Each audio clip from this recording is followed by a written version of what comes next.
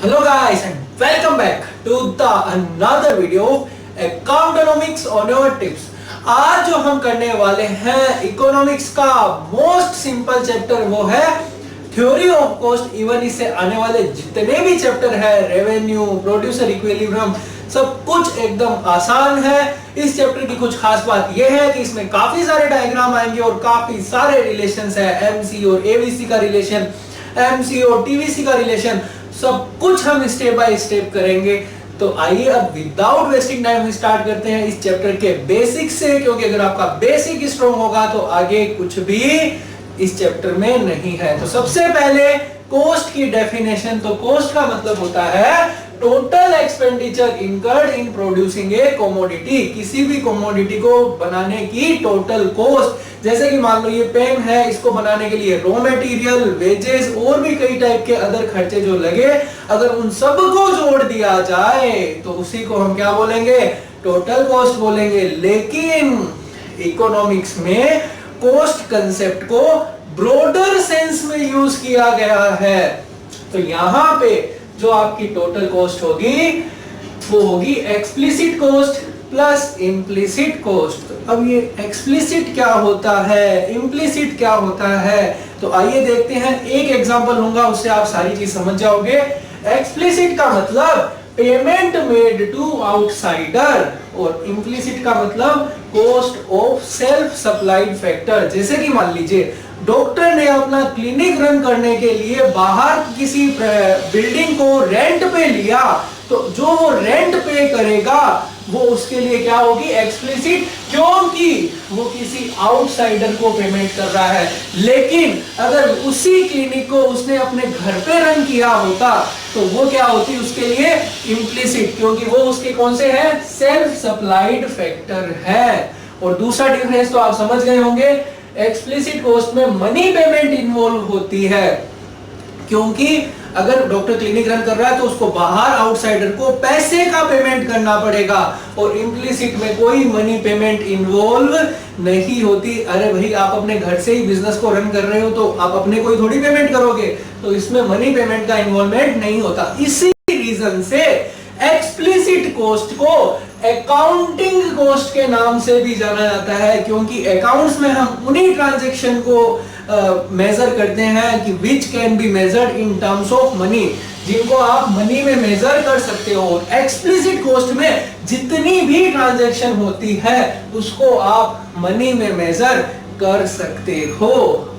तो अगर ये समझ में आ गया तो एग्जांपल तो आप समझ ही गए होंगे। एक्सप्लिसिट के एग्जांपल है payment of wages rent to outsider, और इम्प्लिसिट का मतलब रेंट ऑफ ओवन बिल्डिंग, अपने बिल्डिंग का खुद का रेंट, और इंटरेस्ट ऑन कैपिटल, मतलब आप कैपिटल पे खुद ही इंटरेस्ट लगा के आप ले रहे हो, तो वो क्या होगी? इम्प्लिसिट। अगर एक वर्ड में डिफाइन करना हो, एक्सप्लिसिट मतलब बाहर का और इम्प्लिसिट मतलब सेल्फ सप्लाइड फैक्टर। तो ये था इकोनॉमिक कॉस्ट के बारे में। अब एक छोटा सा कंसेप्ट है, वो बड़ा ही आसान है, कॉस्ट फंक्शन। कॉस्ट फंक्शन का मतलब होता है functional relation between cost and output. तो अगर मेरे को इसको फंक्शनल लिख दो या मैथमेटिकल लिख दो कॉस्ट और आउटपुट के बीच का, तो C बराबर होगा फंक्शन ऑफ क्वांटिटी। तो यहाँ पे C बराबर है टोटल कॉस्ट, Q बराबर है क्वांटिटी ऑफ आउटपुट। अगर यहाँ पे मैं यहाँ पे 200 ले लेता हूँ, फंक्शन ऑफ 10 लिख देता हूँ, तो किसी भी कोई भी चीज की अगर आप 10 यूनिट बना रहे हो, या इस पेन की समझ लो अगर 10 यूनिट बना रहे हो, तो यहाँ पे टोटल कॉस्ट कितनी लग रही है? 200 रुपए लग रही है। तो इसमें हम ज्यादा डिटेल से नहीं जाएंगे। अब आइए बढ़ते हैं नेक्स्ट कंसेप्ट की तरफ, टाइप्स ऑफ कॉस्ट, जिसमें हम फिक्स कॉस्ट, वेरिएबल कॉस्ट के बारे में डिटेल से विद डायग्राम के साथ पढ़ने वाले हैं।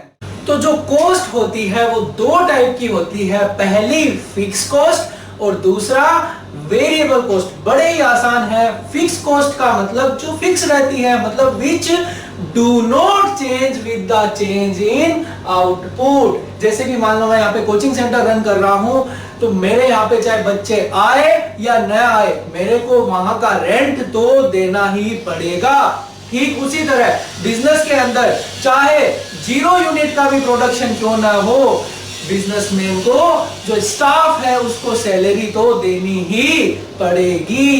तो फिक्स कॉस्ट का मतलब it can never be zero even if there is no production. चाहे प्रोडक्शन हो या ना हो, फिक्स कॉस्ट कभी भी जीरो नहीं हो सकती। एग्जांपल आप समझ ही गए होंगे, salary of permanent staff, rent, insurance premium, ये सारे के सारे क्या है, फिक्स कॉस्ट है। तो अगर मैं इसके स्केड्यूल की बात करूं तो इसका स्केड्यूल इस तरीके से बनेगा, जीरो आउटपुट पे भी कुछ ना कुछ खर्चा तो है ही है। जीरो आउटपुट पे भी 10 रुपीज की आप जो है वो फिक्स कॉस्ट है, 1 पे भी 10, 2 पे भी 10, 3 पे भी 10, हर लेवल पे एक ही रहेगी। तो अगर इसका डायग्राम बनाना हो तो बड़ा ही आसान है। एक्स एक्सिस के क्या बनेगा, पैरेलल बनेगा। 1 यूनिट पे भी 10 है, 2 यूनिट पे भी 10 का है, 3 यूनिट पे भी 10, हर लेवल पे 10 ही रहेगी। तो इसलिए इस कॉस्ट को हम अनअवॉइडेबल कॉस्ट के नाम से भी जानते हैं, और भी कई नाम है इसके सप्लीमेंट्री, आप इस कॉस्ट को अवॉइड नहीं कर सकते। तो ये है फिक्स कॉस्ट के बारे में, उसका स्केड्यूल और डायग्राम। अब आइए हम देखते हैं टोटल वेरिएबल कॉस्ट के बारे में, फिर उसका हम स्केड्यूल और डायग्राम देखेंगे। तो जो वेरिएबल कॉस्ट का मीनिंग होता है वो भी बड़ा आसान है। इसका मतलब होता है कि those cost which changes with the changes in output. जैसे कि मान लीजिए रॉ मटेरियल हो गया, पावर हो गया, फ्यूल हो गया, मतलब अगर आप प्रोडक्शन को बढ़ाओगे तो कॉस्ट बढ़ेगी, घटाओगे तो घटेगी। और एक लेवल ऐसा भी रहेगा, अगर आपने प्रोडक्शन को जीरो कर दिया तो वेरिएबल कॉस्ट भी क्या हो जाएगी, जीरो हो जाएगी। जैसे कि मान लीजिए प्रोड्यूसर इस पेन के प्रोडक्शन को बढ़ाना चाहता है तो रॉ मटेरियल की थोड़ी ज्यादा जरूरत होगी, तो कॉस्ट बढ़ेगी। और अगर इसके प्रोडक्शन को घटाता है तो कॉस्ट घटेगी, और अगर इसके प्रोडक्शन को बंद कर देता है तो जो रॉ मटेरियल है वो क्या हो जाएगा, जीरो पे हो जाएगा। और भी कई एग्जांपल है, जैसे कि पावर हो गया, फ्यूल हो गया, जैसे कि इलेक्ट्रिसिटी का जितना ज्यादा यूज करोगे उतनी कॉस्ट ज्यादा होगी, जितना कम यूज करोगे उतनी कॉस्ट कम। तो बड़ा ही आसान मीनिंग है इसका। तो ये मैंने ऑलरेडी लिख रखा है, समझा मैं ऑलरेडी चुका हूं इसको। इसके कई और भी नाम होते हैं, इसको हम प्राइम कॉस्ट के नाम से भी जानते हैं, डायरेक्ट कॉस्ट के नाम से भी जानते हैं। डायरेक्ट कॉस्ट इसलिए क्योंकि इसका प्रोडक्शन से डायरेक्ट रिलेशन होता है, और इसको हम अवॉइडेबल कॉस्ट के नाम से भी जानते हैं।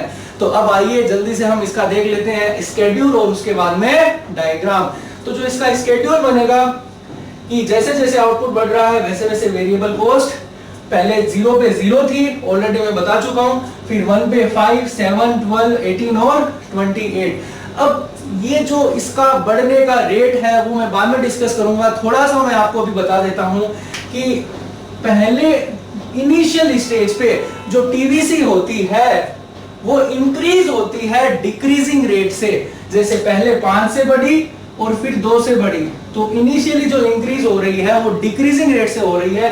बाद में 5 ऐड हो गए, फिर 6, और फिर कितना ऐड हुआ इसमें 10।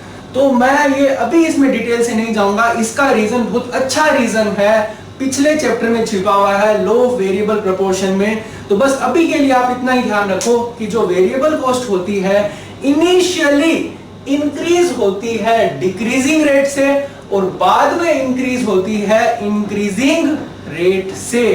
तो जो इसका शेप होगा वो इनवर्सली एस शेप होगा। आइए देखते हैं कैसे। तो ये इस तरीके से बनेगा, TEC पहले डिक्रीजिंग रेट से बढ़ी है और बाद में सीधा इंक्रीजिंग रेट से बढ़ी है। और एक चीज मैंने आपको बता दी, 0 पे ये कॉस्ट 0 होती है। तो अगर आपको ये समझ में आ गया, अब आइए हम देखते हैं total cost, total fix cost और वेरिएबल कॉस्ट का डायग्राम एक साथ। टोटल कॉस्ट होगी, अगर मैं फिक्स कॉस्ट और वेरिएबल कॉस्ट को जोड़ दूं तो वही अपनी क्या होगी, टोटल कॉस्ट होगी। तो TC बराबर होगा TFC प्लस TVC।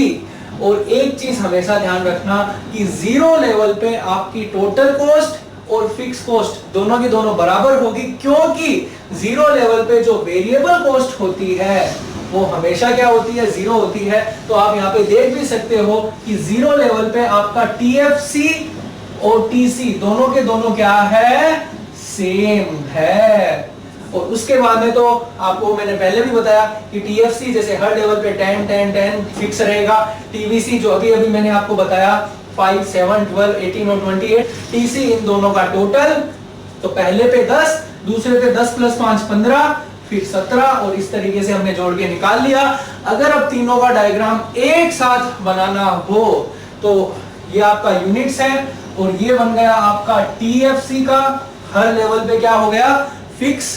और जो TVC का डायग्राम होगा वो 0 से स्टार्ट होगा। थोड़ा सा मैं इसको नीचे बना देता हूं। तो जो TVC का डायग्राम बनेगा वो 0 से स्टार्ट होगा, और मैंने आपको बताया कि ये इनवर्सली एस शेप्ड होता है। और उसके बाद में आपको बनाना है TC का डायग्राम। तो जो टोटल कॉस्ट का डायग्राम बनेगा, हमेशा ध्यान रखना TC का स्टार्टिंग पॉइंट और TFC का स्टार्टिंग पॉइंट सेम होगा। रीजन मैं बता चुका हूं। तो जो TC का स्टार्टिंग पॉइंट होगा वो भी यहीं से होगा जहां से TFC का है, क्योंकि जीरो लेवल पे दोनों की दोनों क्या है, बराबर है। और ये इसका जो शेप बनेगा वो इसके TVC के पैरेलल बनेगा, क्योंकि TFC हर लेवल पे क्या है, सेम है।